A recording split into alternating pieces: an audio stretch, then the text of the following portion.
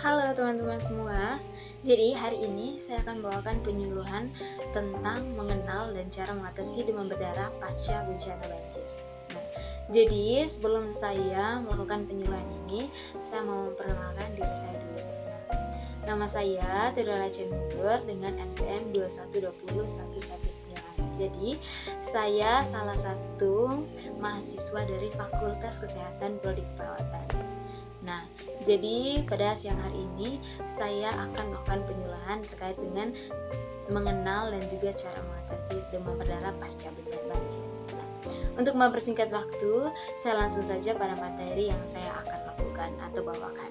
Yang pertama yaitu kita ketahui bahwa pasca banjir yang seperti yang sudah bicarakan di awal tadi, bahwa lingkungan setelah banjir itu banyak sekali air yang tergenang, lingkungan yang kumuh yang akhirnya menjadi tempat bersarang dan bertumbuhnya nyamuk di tempat-tempat tersebut. Nah, sehingga rentan sekali dengan yang namanya demam berdarah.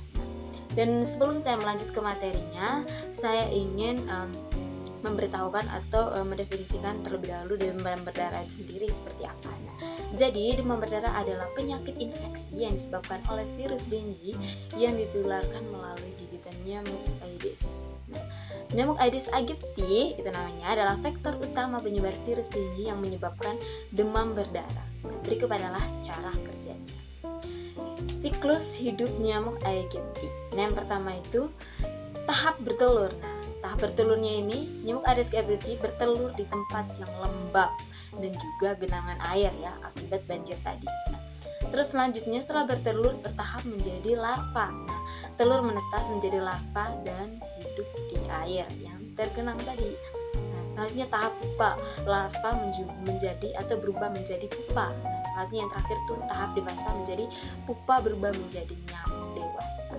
Nah, selanjutnya kira-kira bagaimana penularan dari si nyamuk Aedes aegypti ini ke manusia? Nah, caranya itu yang pertama-tama nyamuknya akan menggigit manusia dan memindahkan virus aegypti yang ada dalam nyamuknya pindah ke manusia yang digigitnya ini. Nah, selanjutnya virusnya akan menyebar dan menyebabkan demam berdarah pada si korban yang telah digigit oleh nyamuk tadi. Nah, selanjutnya kenapa bisa terjadi demam berdarah pada saat bencana? Nah, seperti yang sudah saya jelaskan tadi, bahwa saat bencana banjir pasti akan terdapat banyak genangan air yang menjadi tempat sarang nyamuk dan hidupnya nyamuk. Nah, selanjutnya yang kedua itu kerusakan infrastruktur dan sistem pembangunan air.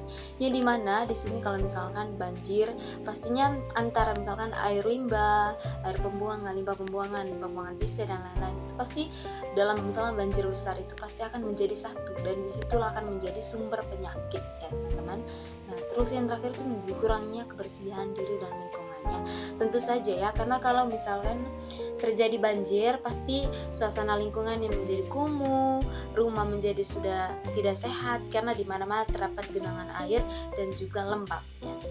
Selanjutnya di sini kira-kira seperti apa ciri-ciri ketika kita sudah terinfeksi dan menjadi terkena demam berdarah setelah nyamuk tadi digigit nyamuk Aedes aegypti tadi. Yang pertama itu demam tinggi, yaitu suhunya sekitar 38 sampai dengan 40 derajat Celcius. Itu tanda yang pertama. Nah, yang kedua itu sakit kepala atau nyeri kepala yang cukup berat atau parah. Nah, yang ketiga nyeri otot dan sendi. Adapun nyeri otot bagi sering nyeri sendi seperti itu ya. Terus ada ruam kulit atau bercak-bercak di kulit kita ya. Nah, ada juga pendarahan dari hidung, gusi dan lainnya. Jadi ada pendarahan dari hidung, gusi dan juga yang lainnya. Ada mual dan muntah dan bahkan sampai diare teman-teman. Nah, jadi tentu ini sangat berbahaya sekali ya teman-teman kalau misalkan demam berdarah itu bersarang di dalam tubuh kita dan menyebabkan berbagai macam keluhan yang sudah saya sebutkan tadi. Nah, selanjutnya kira-kira bagaimana cara pencegahan demam berdarah? Yang pertama itu gunakan obat nyamuk dan juga jaring nyamuk. Nah, kalau misalkan pasca bencana tadi kan pastikan lingkungan di mana-mana lembab, nyamuk di mana-mana pastinya gitu. Jadi kita harus bisa menggunakan obat nyamuk sebagai penangkalnya ataupun jaring nyamuk. Nah, itu untuk bisa mengantisipasi atau mengurangi kita atau menghindari kita dari gigitan nyamuk Aedes aegypti tadi. Yang kedua itu bersihkan lingkungan dari genangan air. Nah, ini tentu saja ya. Nah, pasti setelah banjir itu pasti banyak sekali wadah-wadah, tempat-tempat di luar rumah, sekitaran rumah yang nantinya akan menjadi wadah yang tidak sengaja tuh pada saat banjir airnya tergenang di situ. Nah, dan untuk itu airnya tersebut menjadi tempat sarangnya nyamuk Aedes aegypti tadi, teman-teman. Nah, jadi alangkah baiknya kita bersihkan atau membuang air yang tergenang setelah banjir supaya mencegah perkembangan dari si nyamuk tadi. Terus yang ketiga, buang sampah pada tempatnya. Tentu saja ya, setelah kita membersihkan genangan air, kita buangkan juga atau sampah-sampah yang berserakan. Pasti banyak sekali sampah yang berserakan karena terbawa arus setelah banjir. Nah, dan untuk itu kita wajib membersihkan sampah-sampah tersebut ke tempat yang semestinya, atau menempatkan ke tempat yang semestinya. Selanjutnya, kenakan pakaian yang menutup kulit, hindari aktivitas di luar ruangan saat nyamuk aktif. Itu pada siang apalagi malam hari ya. Siang hari pun kalau misalkan setelah banjir pasti mereka banyak sekali. Dan lakukan juga vaksinasi atau fogging ya, bisa atau lavasi atau pembasih larva nyamuk setelah bencana banjir. Jadi seperti itu, teman-teman. Kalau misalkan teman-teman tadi sudah mendapatkan gejala tadi seperti ada ruam di kulit, nyeri kepala, dan lain-lain tadi, jadi hal yang kalian lakukan itu, yang pertama itu segera ke fasilitas kesehatan terdekat ya, Besti. Terus yang kedua, istirahat yang cukup. Yang ketiga, minum air yang banyak. Dan yang keempat, konsumsi makanan yang seimbang agar daya tahan tubuh kita itu lebih kuat dan tidak gampang terkena dari virus nyamuk Aedes aegypti ini ataupun penyakit lainnya pasca bencana banjir. Nah, jadi teman-teman, jadi demikian video penyuluhan tentang penanganan demam berdarah pasca bencana yang saya bawakan.